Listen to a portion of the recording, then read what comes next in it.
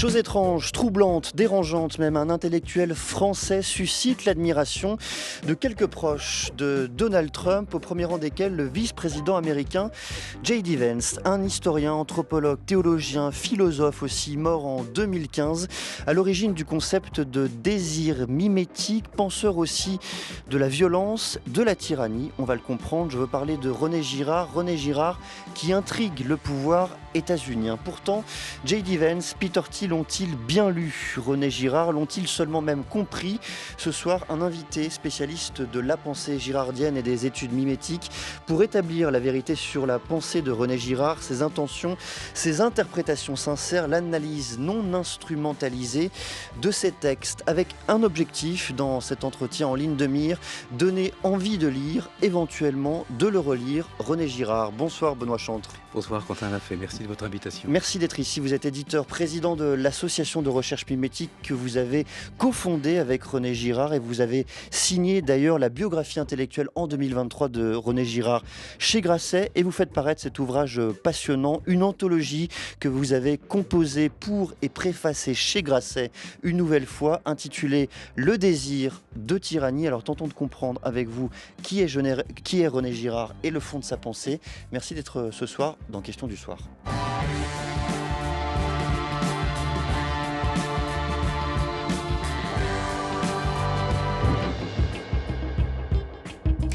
Et pour commencer, pourquoi cela vous agace-t-il, Benoît Chantre, que, au fond, on lise aujourd'hui la pensée de René Girard à travers le prisme quasiment unique de ce qu'en disent ces très très hauts responsables américains, le vice-président J.D. Vance et même l'entrepreneur, céréal entrepreneur Peter Thiel. Qu'est-ce qui vous embête dans cette démarche, dans leur démarche intellectuelle? Simplement qu'elle dure depuis un an, c'est tout. Et puisque nous sommes à l'heure des vœux, je voudrais souhaiter à vous-même d'abord, à vos auditrices et à vos auditeurs, une belle année 2026. Et en espérant que cette année 2026, où nous allons quand même panthéoniser Marc Bloch, cette immense figure dont on reparlera peut-être, que cette année qui commence ne recommence pas comme la précédente, c'est-à-dire par cette polémique totalement inutile sur une prétendue récupération de cette grande figure, de ce grand penseur qui était René Girard, par l'extrême droite américaine. Je vais quand même citer le vice-président américain. Voilà ce qu'il écrit dans son autobiographie. Il dit « J'ai commencé à me demander d'où venait sa croyance religieuse, ce qui m'a conduit à René Girard, le philosophe français auprès de qui il avait visiblement étudié à Stanford. » Le vice-président américain parle là de Peter Thiel. Et il continue, la pensée de Girard est si riche que tout effort de synthèse ne lui rend pas justice. Sa théorie de la rivalité mimétique, selon laquelle nous avons tendance à entrer en compétition pour les choses que les autres veulent, s'appliquait directement à certaines dépressions que j'ai ressenties à Yale. Mais c'est sa théorie du bouc émissaire et ce qu'elle relève du christianisme qui m'a fait reconsidérer ma foi. Fin de citation. C'est selon vous l'écriture d'un homme qui a véritablement lu René Girard, qui s'y intéresse en profondeur? Il a été impressionné par ce qu'on lui a dit de René Girard, mais il le cite aussi puisqu'il fait apparemment un retour au christianisme à côté de Saint-Augustin. On pourrait s'inquiéter aussi de la récupération de l'augustinisme par l'extrême droite américaine. Mais on a choisi Girard, c'est une nouvelle manière de nous dire de ne pas lire Girard. Je connais bien cette musique depuis 47 ans, que je le suis passionnément. Alors plus concrètement, ça m'agace puisque vous me posez la question, parce que j'ai publié effectivement une biographie intellectuelle de 1200 pages il y a 2 ans chez Grasset pour bien expliquer qui était René Girard, donc fondé sur des textes inédits de Girard, des correspondances inédites et des témoignages inédits. Et on peut maintenant retracer à peu près objectivement le parcours, le récit de cette œuvre et de cette vie.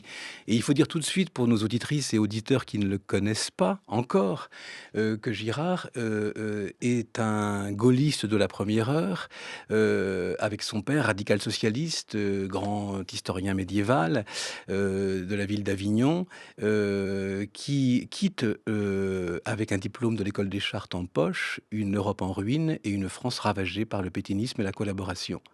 Et les premiers témoignages que j'ai retrouvés de lui écrivant à ses parents du fin fond de l'Indiana, où il est parti à Bloomington, l'université de Bloomington, enseigner la littérature française en particulier, c'est son angoisse devant ce qu'il appelle le pétainisme américain. Qu'est-ce que le pétainisme américain? Ce sont les premiers linéaments de ce qu'on n'appelle pas encore le maccarthisme, mais qui s'appellera comme cela 3 ans plus tard.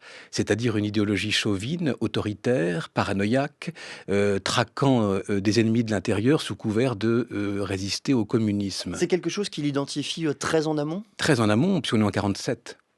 48. Le pétainisme américain, c'est déjà ce qu'il sent dans l'Indiana, où cette Amérique-là est très présente, racialiste, antisémite, fanatiquement anti-française, voyant des espions russes partout. Bref, Girard se demande s'il va rester aux États-Unis. Il a rencontré une femme merveilleuse qu'il épouse, Martha Girard, et qui le déterminera à rester. Et donc, il consacre sa thèse de doctorat pour s'installer dans l'université, puisqu'il n'a pas de doctorat, il n'est que chartiste paléographe, à la défaite française, c'est-à-dire à ce traumatisme fondamental qui l'a bouleversé, comme il a bouleversé ceux de sa génération, Claude Simon, Emmanuel Lévinas, bien d'autres, et dont il a parlé avec Étienne... Marc Bloch, dont vous avez parlé. Et oui, dont il a parlé avec Étienne Bloch, le fils de Marc Bloch, sur le paquebot du De Grasse qui l'amène à Manhattan en 47. Et c'est avec le fils de Marc Bloch que René Girard parle de ce traumatisme profond et écrit sa thèse sur la défaite française vue par l'opinion américaine. Et c'est un ouvrage qui devra paraître en France un jour, traduit et bien préfacé et postfacé, qui annonce déjà l'histoire de la diplomatie ou l'histoire des relations internationales, ou l'histoire des mentalités, et qui est une approche de cette défaite par la presse la plus libre de l'époque et la presse démocrate et républicaine américaine. Et donc c'est déjà chez Girard l'analyse de ce qu'il a vécu lui-même, la décomposition de son pays et sa recomposition par la seule force du verbe gaullien. Donc Girard est, avec cette thèse qu'il assoit politiquement et idéologiquement, avec toutes les réserves qu'il doit bien assurer pour ne pas se faire virer, parce que c'est ça l'Amérique de l'époque, un gaulliste de gauche, comme on dirait aujourd'hui, c'est-à-dire un intellectuel admirant la figure de De Gaulle, mais vigilant sur ce qu'il peut y avoir de monarchique dans l'autocratie gaullienne.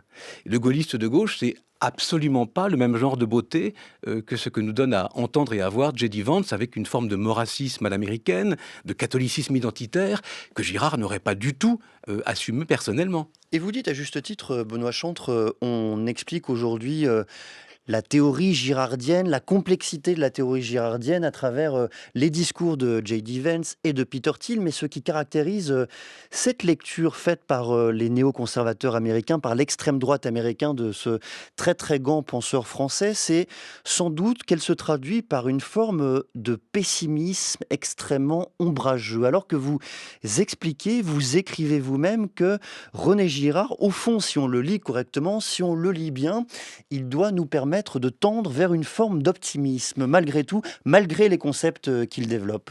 Optimisme, je ne dirais pas ça d'un penseur si radicalement apocalyptique, mais je dirais effectivement le pessimisme n'est pas le terme qu'il faut employer, c'est un résistant de l'intérieur.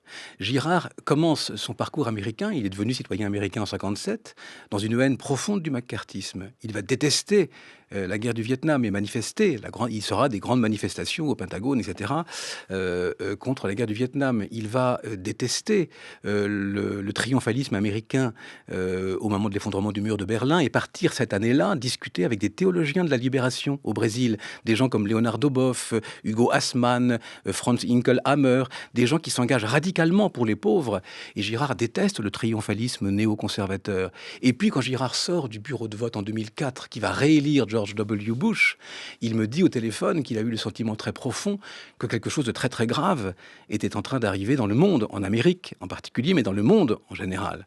Il s'est opposé à la guerre en Irak et nous avons écrit ce livre ensemble sur la folie de George W. Bush qui s'appelle Achever Clausewitz.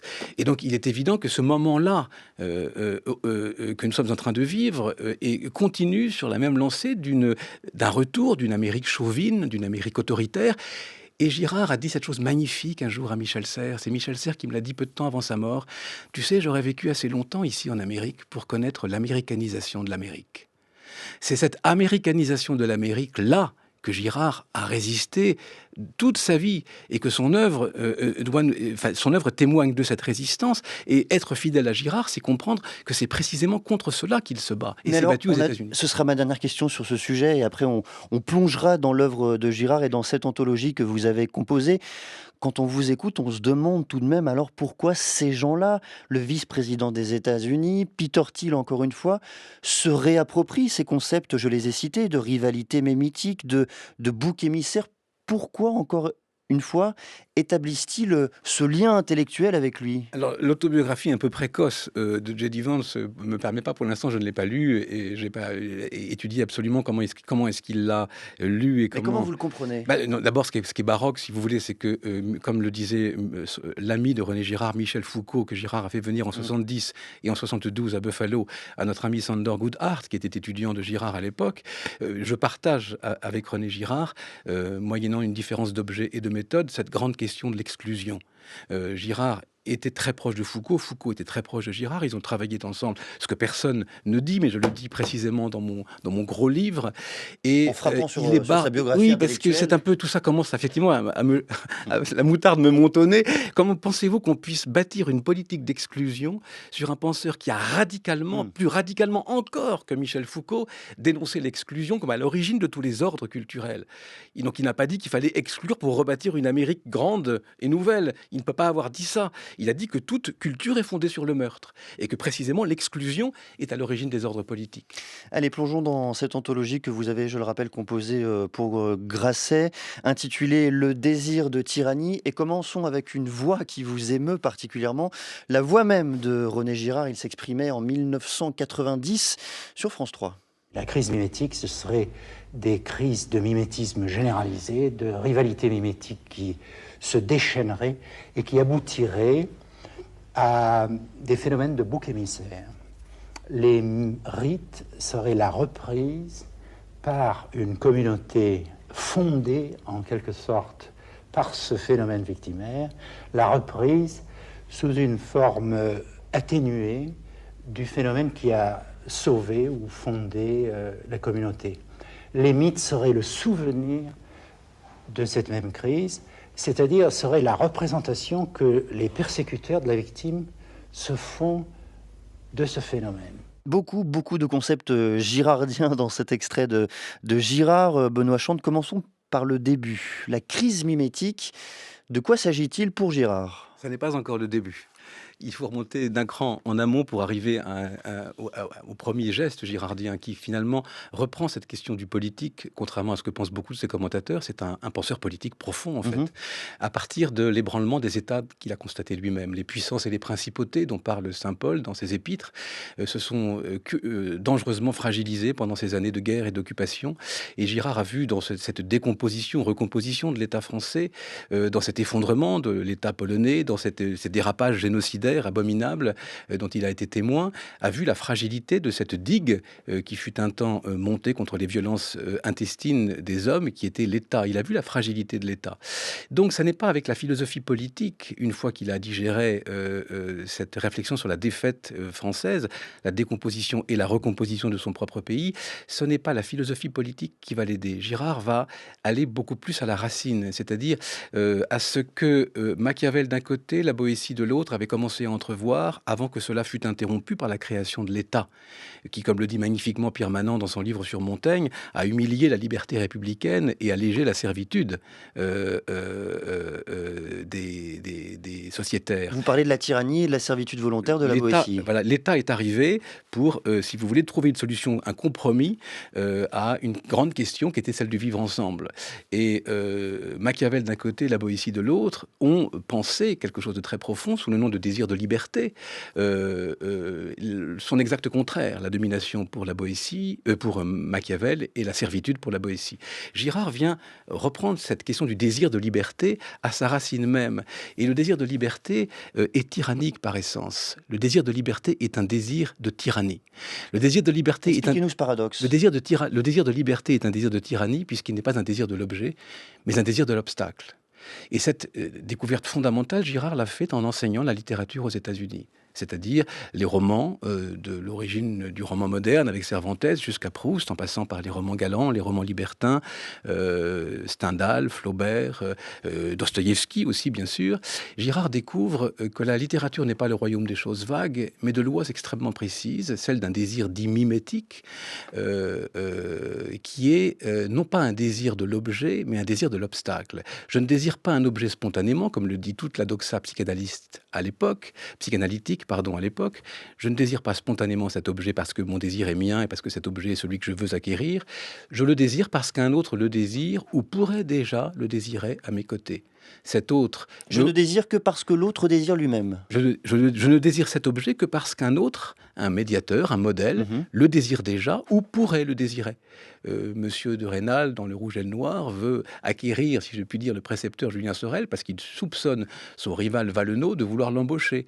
Et donc ce n'est pas Julien Sorel en lui-même qui l'intéresse, pour lui-même. Et à terme, si vous voulez, celui qui était modèle et qui a orienté le désir du sujet, voyant le désir de l'autre, ravive le désir de l'objet s'il l'avait perdu, ou le désir de nouveau, encore plus fort s'il le désirait déjà. Et donc ils se retrouvent tous deux comme deux sujets et deux modèles, donc comme deux maîtres et deux esclaves, l'un face à l'autre. La dispute est préférée et l'objet disparaît. Et pour complexifier la chose, Benoît Chantre, la singularité de ce désir mimétique, c'est ce que vous venez de dessiner, peut se généraliser dans une société, il peut se diffuser, se développer. Qu'est-ce que cela implique ? C'est la découverte que fait Girard au terme de cette histoire du désir qui a été sa première ambition. Après, très rapidement, il a été rattrapé par les événements, si je puis dire, et il a radicalisé sa recherche. Mais ce que Girard esquisse, c'est une histoire du désir. Donc, nous passons d'un régime où les modèles sont assez transcendants, les modèles culturels sont assez forts pour que les rivalités intestines soient contenues, à un régime où les modèles vont pulluler autour de nous et rendre beaucoup plus complexe le discernement des bons et des mauvais. Ce moment de médiation interne, après un moment de médiation externe, qui était celui des cultures très constitué, c'est le moment démocratique tel que décrit par Tocqueville sous le nom d'égalitarisme démocratique.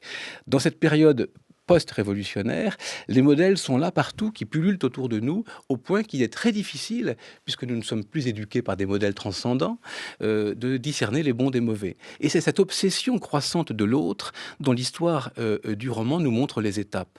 Et ce passage de la médiation externe à la médiation interne, c'est un resserrement, dit Girard, du désir triangulaire, où l'objet finit par disparaître, ou d'une certaine manière se rapproche en même temps que le modèle, ce qui fait que ce qui est réifié à terme, ce n'est plus l'objet, ce qui est réifié, c'est l'être du modèle. Et ce que le sujet veut acquérir, c'est l'être même de son modèle. Il veut devenir l'autre. Ce désir métaphysique, dit Girard, cette hantise de l'autre, cette obsession de l'autre, c'est l'ultime aboutissement du nihilisme occidental. Ce qui est très intéressant dans ce que vous expliquez là, c'est la traduction politique de cette théorie. Elle permet notamment d'expliquer l'avènement, la mise en place d'un régime tyrannique. Comment on passe de ce que vous venez là encore une fois de dessiner, la diffusion, la généralisation du désir mimétique à l'avènement de la tyrannie ? Très bonne question. Puisque ça, c'était le premier mouvement que Girard met en scène dans son premier livre, Mensonges romantiques et vérité romanesque, en 61, c'est celui de la décomposition de ces modèles transcendants. C'est les étapes du nihilisme telles que le roman lui permet de les penser. Bon. Mais comment s'opère ce mouvement, le mouvement de recomposition, le mouvement de retour à l'ordre ? Et là, il faut faire un pas en deçà encore, et Girard passe de la littérature romanesque à la littérature tragique grecque. Il se met à passionnément lire Sophocle. C'est là qu'il rencontre tous ses contemporains géniaux, Derrida, Vernon, Foucault. Ils sont tous sur cette question-là. Ils sont tous en train de relire l'Oedipe roi de Sophocle. La tyrannie les hante tous, et pour cause, puisque c'est la question politique par excellence. Eh bien, Girard, en relisant l'Oedipe roi de Sophocle, a l'idée tout à fait impressionnante que cette servitude n'est pas aussi volontaire que le pensait la Boétie, que ce désir de servitude n'est pas volontaire, qu'il obéit à un mécanisme irrésistible qui fait que nous abandonnons nos haines réciproques pour n'en plus haïr qu'un seul. Soudain, une partie prise pour le tout, un arbre qui soudain cache la forêt. Et brusquement, un double monstrueux de la communauté provoque contre lui le défoulement des foules qui provoquait le désordre total de la cité ou de l'ordre politique ou du collectif humain. Et brusquement, une partie est prise pour le tout, une victime émissaire, dit Girard, dira-t-il plus tard, est substituée à la communauté en effervescence. Ce lynchage premier, c'est ce qui défoule la violence de la foule et brusquement l'ordre revient. Alors, ce double monstrueux est à la fois destructeur, puisque responsable du désordre, et fondateur, puisque responsable de l'ordre. Il est, dit Girard, le premier Dieu. Voilà comment vous entamez, Benoît Chantre, la préface de cette anthologie dont je rappelle le titre, Le désir de tyrannie. Vous écrivez, c'est la peur d'être tué qui rend le souverain tyrannique, et c'est notre peur de mourir qui fait que nous nous laissons tyranniser. Les catastrophes qu'on voit poindre trouvent là leur cause principale. Les philosophes politiques, s'ils n'ont cessé de tourner autour de ce paradoxe, n'étaient pas parvenus à cerner son principe unique. Fin de citation. Expliquez-nous la révolution copernicienne que vous décrivez là encore une fois. C'est ce que j'ai essayé déjà d'expliquer et je reprends parce que c'est effectivement complexe. Il vient chercher, Girard, ce que Machiavel et la Boétie finalement, même si ça n'a jamais été thématisé comme tel quand on commente Girard, mais c'est pourtant la réalité, ce dont chacun des deux n'avait pensé qu'un versant. Il n'avait pensé qu'un versant du phénomène, le versant du prince du côté de Machiavel et le versant du peuple, du cerf, du côté de la Boétie. Mais en fait, c'est exactement le même mouvement. C'est-à-dire que ce mouvement qui brusquement fait qu'un tir transcendant apparaît au milieu d'une communauté qui commence à s'indifférencier, c'est que ce tir transcendant, il est simplement un peu plus identique que tous les autres. Vous voyez ce que je veux dire? C'est très complexe à penser. C'est pas brusquement un grand méchant qui arrive, il est simplement un peu plus le même que les autres. C'est un double monstrueux, dit Girard. Et cette identité accusée, aux deux sens du terme, cette caricature de ce que sont les autres, qui sont tous devenus les mêmes, puisque leurs différences se sont dissoutes dans cette crise mimétique, eh bien, celui qui est un peu plus identique que les autres, devient plus proche de la moyenne, plus proche de la norme, qui agglomère plus de fragments en commun? Là, il y a beaucoup de scènes qui permettent de commencer à l'intuitionner. Celle de Diprot en est une. Il est celui qui prend en charge l'accusation. Il est celui qui commence à accuser, puisqu'on dit, on a déjà tordu l'oracle, que la peste qui s'est répandue dans Thèbes est issue d'un crime, donc il cherche un criminel. L'oracle ne disait pas du tout ça. C'est Créon qui commence à l'interpréter comme ça, tout de suite, la chasse à l'homme. Et donc, il commence à accuser ses proches. Et l'accusateur devient le grand accusé. Le retournement, brusquement, vous voyez, s'opère. Il incarne l'accusation aux deux sens du terme. Celui qui accuse devient l'accusé. L'arroseur devient l'arrosé. Celui qui a pris un peu plus, qui a accentué un petit peu plus une identité qu'il partage avec autrui, brusquement provoque cet effet de polarisation unanime. Et comment alors se débarrasse-t-on du tyran, Benoît Chantre? Ou plutôt, comment le tyran se décompose-t-il lui-même, se périme-t-il pratiquement? Ce que Girard intuitionne, c'est que derrière ce mécanisme du premier lynchage, de la victime émissaire substituée à une communauté en crise, a dû, pendant des centaines de milliers d'années, se répéter rituellement.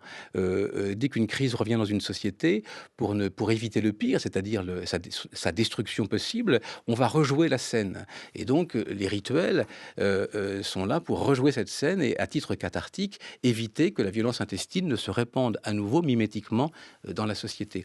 Donc, ce travail, vous voyez, de répétition rituelle va produire, par un phénomène évolutif, différentes formes de sociétés. Vous avez des sociétés comme les sociétés amérindiennes où il n'y a pas d'État, mais où on met à mort le tapir de manière exactement sacrificielle. C'est une manière de pratiquer le sacrifice, c'est-à-dire de purger le collectif de ces violences intestines possibles. Et puis vous avez d'autres branches possibles, celle d'une victime qui, avant d'être immolée, va avoir un petit peu de temps avant d'être immolée. Je vous laisse prendre une gorgée d'eau, Benoît Chantre. Est-ce que les tyrans d'aujourd'hui sont là où on imagine qu'ils sont? Est-ce qu'on pense évidemment à Donald Trump? Est-ce que c'est cela que décrit René Girard? Alors justement, s'intéressant à ces cultures centralisées et à cette figure centrale qui est à la fois vénérée et détestée, qui est la première victime, Girard va bien voir que c'est autour de cette figure centrale que vont s'organiser progressivement progressivement les ordres politiques. Et donc ces figures centralisées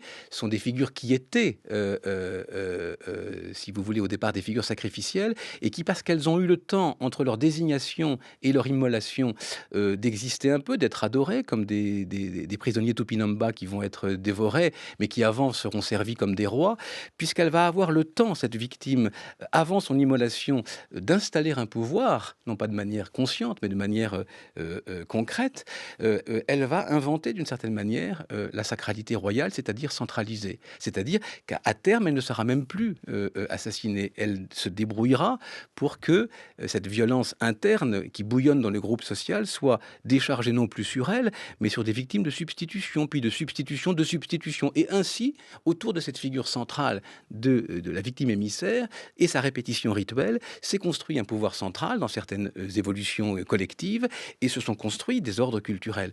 Alors, progressivement, la figure du roi est devenue fondamentale, présence très concrète, qui était là pour incarner l'unité du peuple et l'unité de l'ordre politique. Cette figure s'est démocratisée. Cette figure s'est affinée. Il y a eu des contre-pouvoirs, etc. Toute cette histoire, des penseurs comme Claude Lefort la raconte très bien dans l'invention démocratique. Et ce lieu qui était plein, ce lieu du pouvoir qui était plein, habité par un roi, lui-même avatar de ces très anciennes victimes émissaires, devenues sacralisées et détentrices du pouvoir, eh bien, ce lieu monarchique va tendre à devenir, dit Claude Lefort très profondément, un lieu vide.